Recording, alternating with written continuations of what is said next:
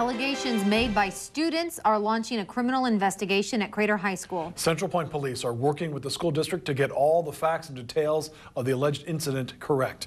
Newswatch 12's Sharon Coe is live in Central Point and has more on who police are focusing their investigation on so far.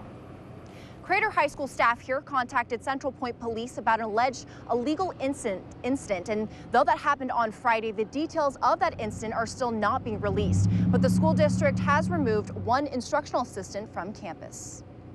Inappropriate or even illegal conduct involving a staff member and a student. That's all Central Point Police are releasing about the alleged incident involving an instructional assistant and a student at Crater High School. We have to do our investigation, and sometimes those things do take a little bit of time to coordinate and to make sure that we're doing everything the way we need to do things. This investigation is unsettling for parents and community members like Haley Richardson. I have to say, this is going to sound terrible, but I'm not shocked, but I am concerned. That just kind of provides a concern because my sister goes to Crater High School. This isn't the first investigation Crater High School has dealt with, focusing on the behavior of people working at the high school. Last year in June, 28-year-old Sarah Swanson, a former teacher at the high school, turned herself in, claiming she had a sexual relationship with a student. And in 2010, a school resource officer was fired after allegations of an inappropriate relationship with the 2008 Crater graduate came to surface.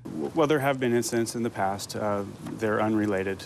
We just investigate as things come about and come to our knowledge. We do the investigation. Now, Central Point Police plan to continue their investigation. There have been no criminal charges or arrests made in this case. The student who may have been involved in this incident is still attending Crater High School. Live in Central Point, Sharon Coe, Newswatch 12.